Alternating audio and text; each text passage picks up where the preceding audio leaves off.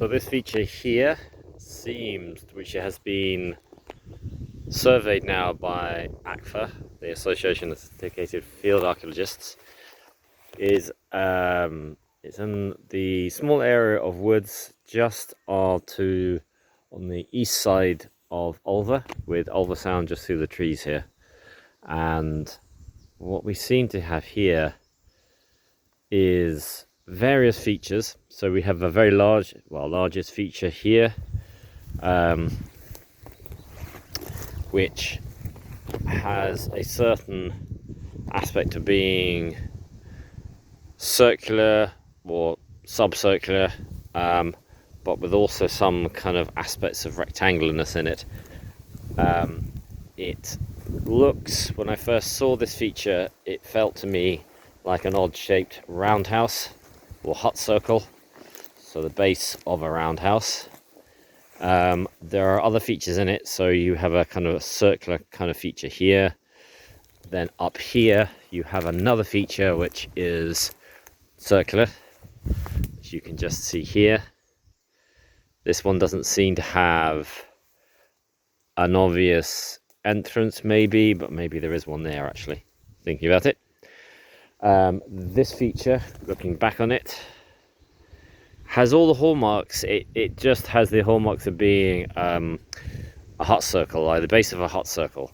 The doorway, which initially I thought was over here, actually is quite obviously here, which is facing southeast, which is the perfect direction for the diagnostic of being a roundhouse.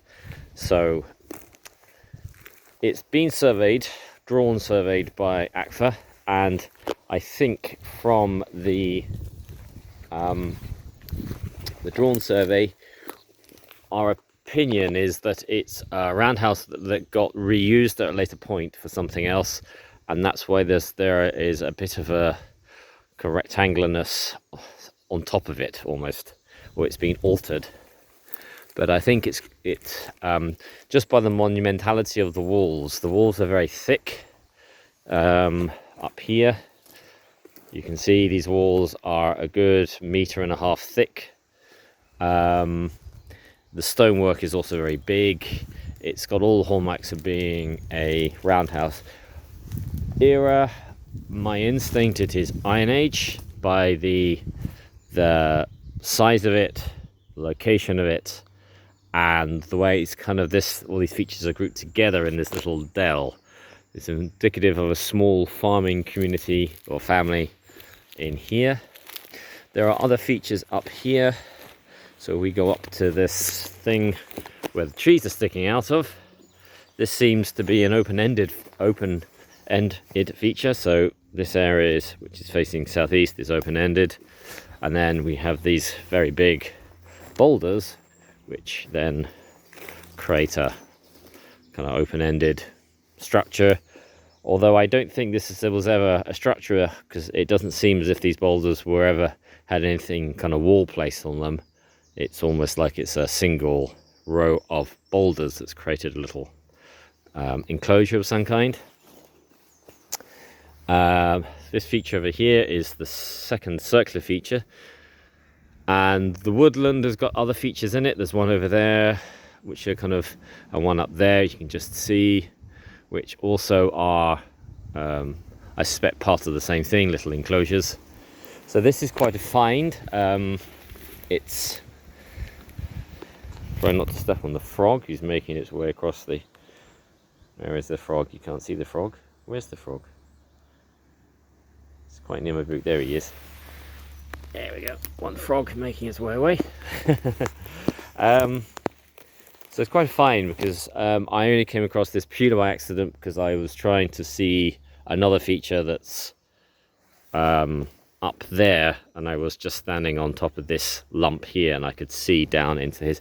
I had been past this so many times, going down to the water's edge, but I'd never seen it until I caught it in the right light. So doorway there. Like I said, you've got something else occurring here, which is roundish. It's got a stream running right by it. So the stream is just in here, which you can actually hear it. There we go, very good stream. And actually it's at the junction of two little streams, so there's one just come down here and it junctions just here. So a nice place, quite protected from the weather.